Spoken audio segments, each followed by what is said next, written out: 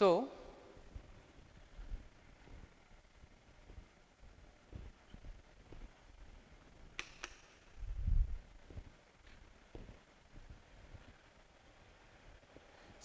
here is the calculation, then how we will actually calculate the heat transfer coefficient of the air by the help of equipment.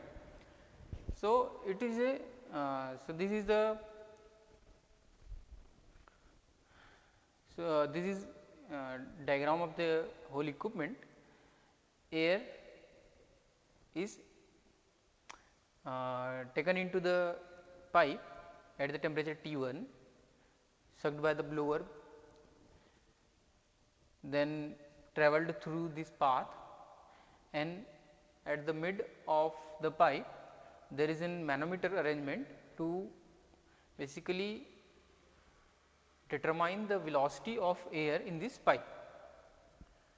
So, this is manometric arrangements where you will see the manometric height of the mercury, and after after uh, after determining the, after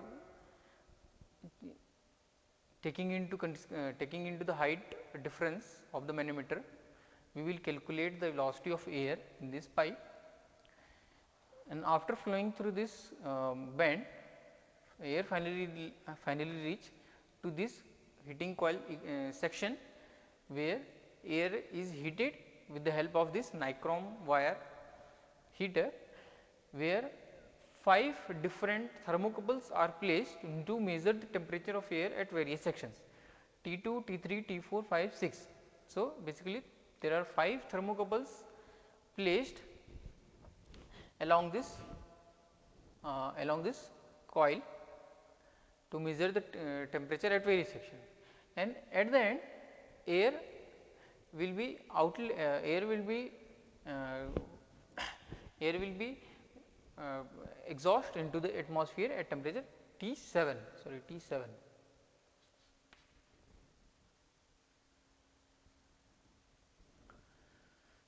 So, as you can see, there will be 7 thermocouple, 1 and 7 for inlet and outlet temperature of the air, T2 to 6, 5 thermocouples for the for determining the temperature of air along the coil.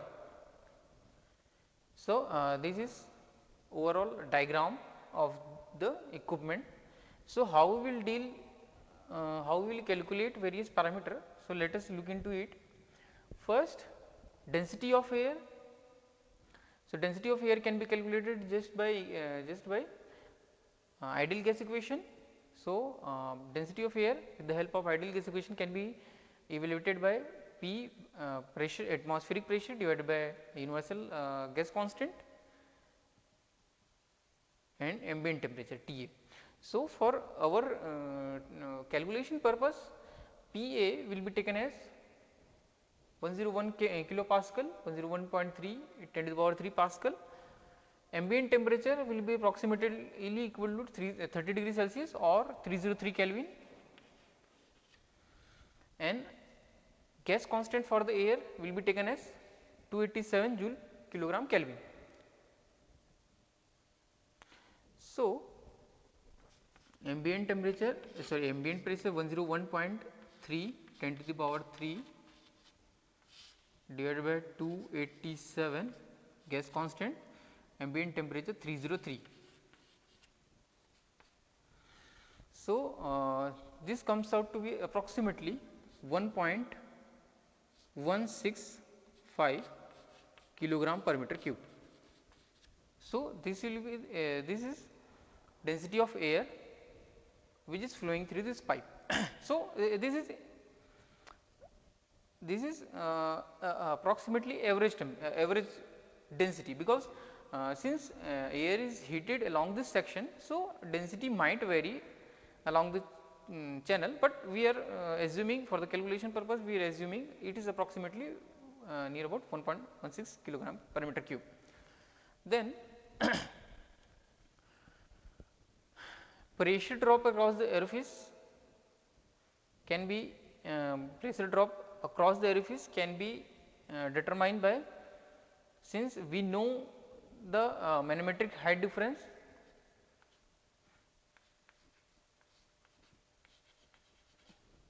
so this manometer represents the manometric height difference in terms of mercury. So in terms of meter of air we can calculate by this equation. So pressure drop across the orifice in meter of air, this can be determined by this equation. After that, once we know the pressure, once we know the manometric height in terms of air, we can easily evaluate the velocity of air at the orifice. Since this is equation for velocity of air at the orifice. CD, this is coefficient of discharge for the orifice. For the given orifice, for the orifice we have used in our equipment, it's come out to be 0.62. So 0.62 2g manometric height difference in meters of air divided by 1 minus d naught dp. So d naught is what? D naught is the orifice diameter, dp is the diameter of the pipe. So this is the geometrical property of our equipment. So d naught is already decided, which is 0.02 or approximately 20 mm, and diameter of the pipe, diameter of the GI pipe is approximately 40 mm or 0.04 mm. So once we know the pressure difference in terms of meter of air, we will evaluate velocity of air at the orifice, and once we know the velocity of air at the orifice, by continuity equation we can easily determine the velocity of air at the pipe. So this is what, this is velocity of air at the orifice, and this is velocity of air at the pipe, which is important for us. So so this equation is basically the rearrangement of the continuity equation. ds is what? ds is the diameter of the our test diameter of test section. So this is what?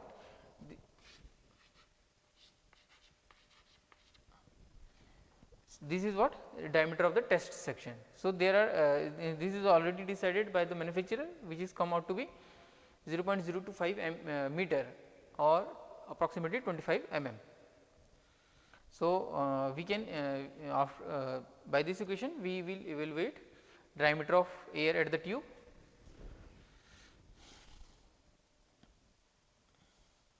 So we by this equation velocity of air at the tube we already known. Let us look at the temperature. Let us look at the temperature temperature calculation. We know the temperature. We know the temperature at various section across the heater T2 to T6.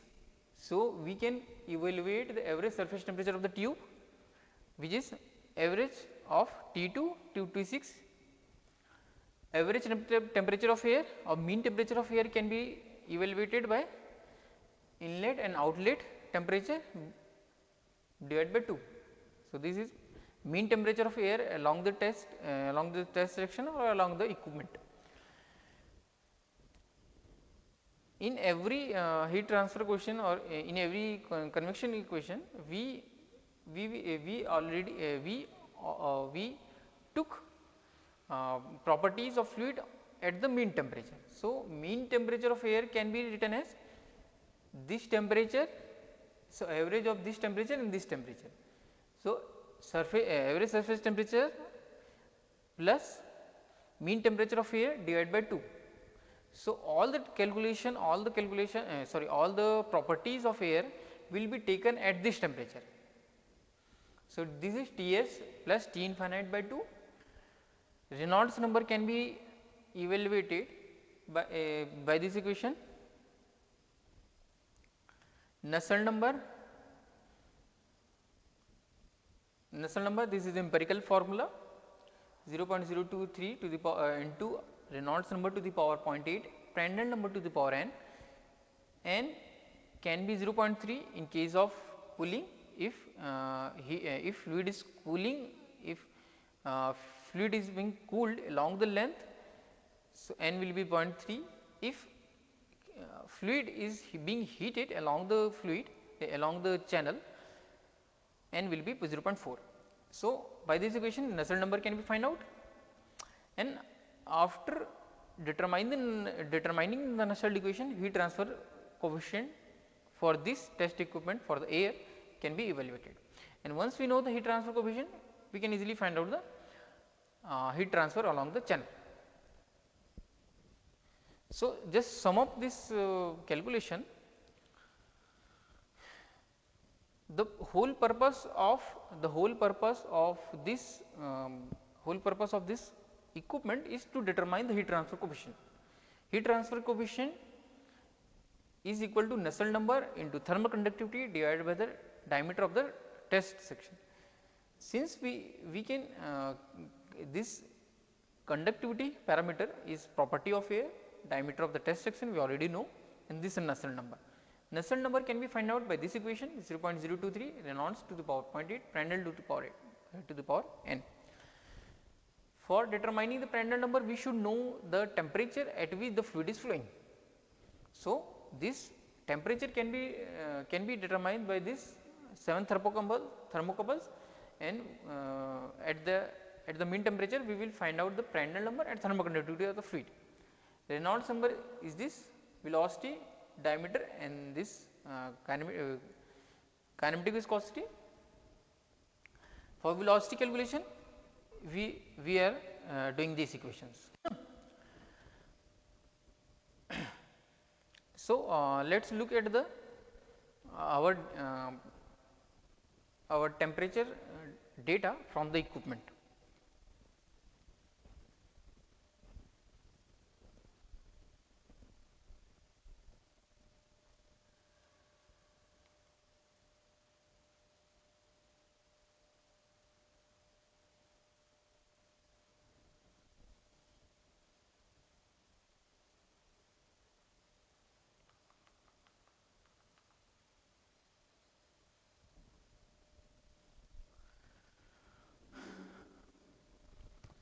So, here we can we will note down this already these readings. Voltage is approximately 204 voltage, current is near about 0.8 ampere. This is T1 is approximately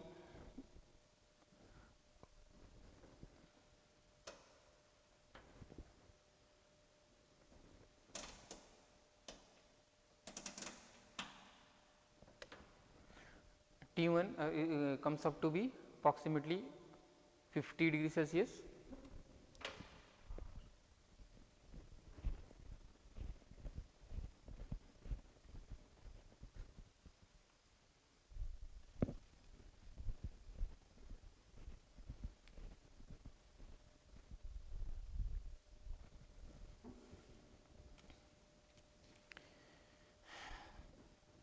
So, T1 comes to be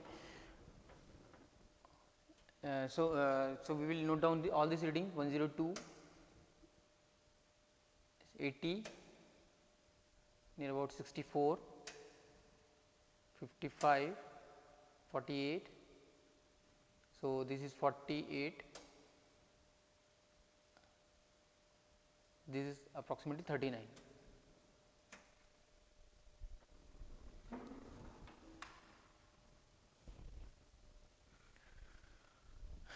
So, so we will start our blower. After switch on the blower, my sound may not be visible to you, but we will just switch on the blower and we will note down the reading of the manometer, and we will then we will quickly look into the calculation part.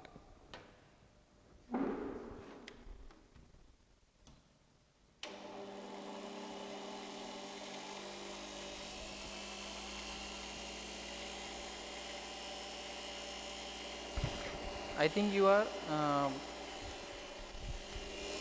I think you are hearing the sound of the blower, and blower reading comes out to be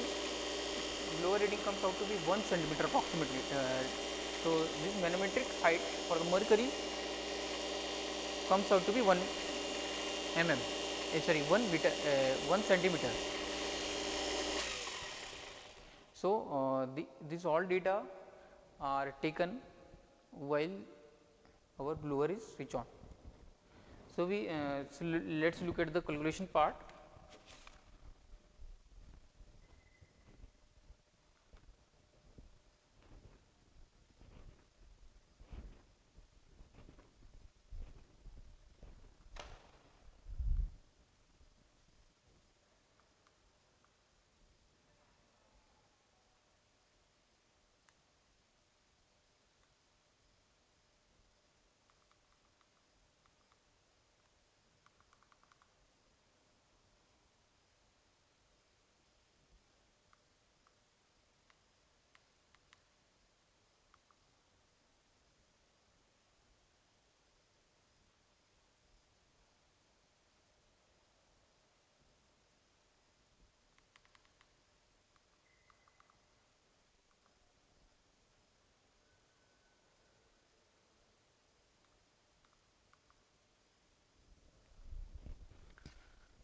So let's look at the calculation part.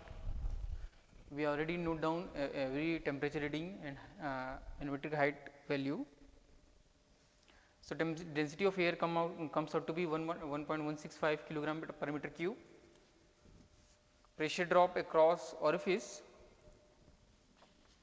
So density of mercury we already know 13 kilogram per meter cube. Manometric height difference come out to be 0.01 meter. Density of air as this is density of air 1.165.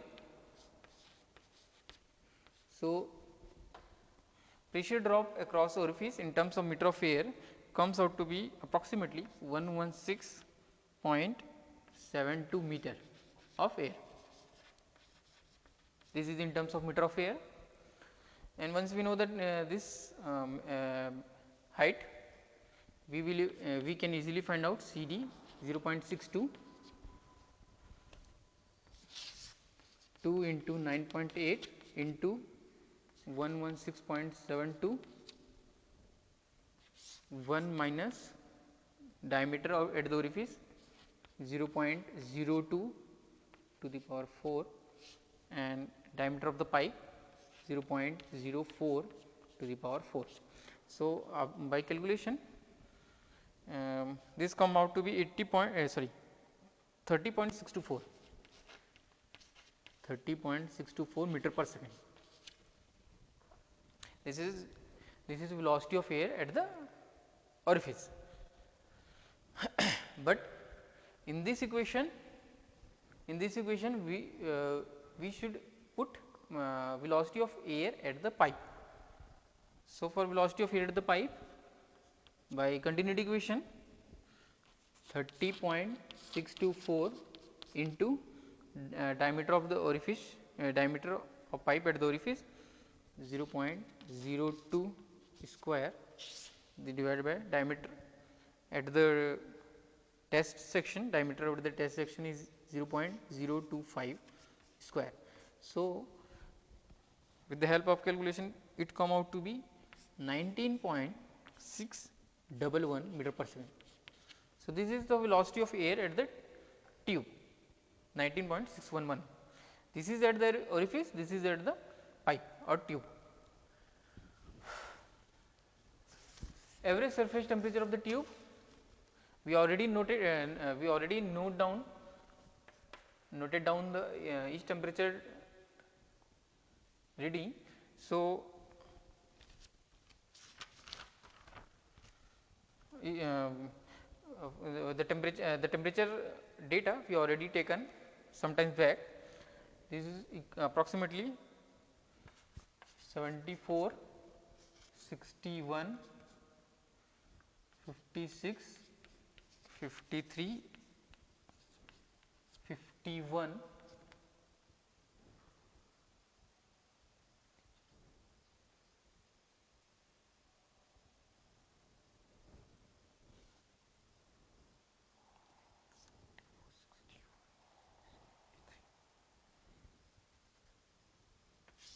by 5.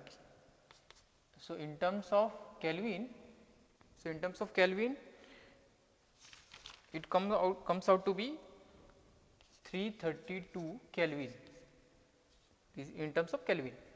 So, basically 273. Okay. Mean temperature of air, inlet temperature of air is 39, outlet temperature is approximately 54 after heating up, divided by 2 plus 273 for SI unit. So, it comes out to be 319 Kelvin. So, you can see air is air mean temperature of air is 319 and average surface temperature of the tube is 332 basically. So, basically air is being heated up during the flow along the tube. Properties of air will be taken at temperature 319 plus 332 by 2, approximately 325. So, all the properties of air will be evaluated on this temperature. At 325, all the properties of air will be taken, like thermoconductivity, density, and Prandtl number. All the fluid parameters will be evaluated at this temperature. Finally, at 325, by property table, thermal conductivity comes out to be 0.0278 SI unit, viscosity comes out to be 1.7947 10 to the power minus 5 SI unit, Prandtl number comes out to be 0.71, this is Prandtl number is unitless, all this we already calculated. So, after putting the values, velocity is what? Velocity is 19.61, diameter at the tube diameter is what? 0.025 meter, nu is we already know 1.794 10 to the power minus 5. So, it comes out to be 27.318 10 to the power 3. This is a Reynolds number, or obviously it is unitless. Nusselt number 0.023, Reynolds number is we already calculated 27.3 10 to the power 3 to the power 0.8. Prandtl number we already know 0.71. This is the case of fluid being heaten up. So, 0.71 to the power 0.4. So, it come out to be 71.04. And finally, we will evaluate heat transfer coefficient 71.04, thermal conductivity is 0.0278, diameter at the test section or tube. So, our heat transfer coefficient comes out to be 63.886 watt meter square Kelvin. So, based on our our test results, our heat transfer coefficient of air for the given equipment come out to be 63.88, and finally heat transfer to the air can be determined 63.88 into pi, diameter 0.025, length is approximately 0.3 meter. Ts we already know 332, and average temperature or mean temperature of air 319. So, it is coming out to be 19.56 watt. So, this is how we will determine the heat transfer coefficient of any fluid for the forced convection. For natural convection or free convection, we will see in some other another day, but for the heat for the forced convection, this is how we will calculate the heat transfer coefficient. Thank you.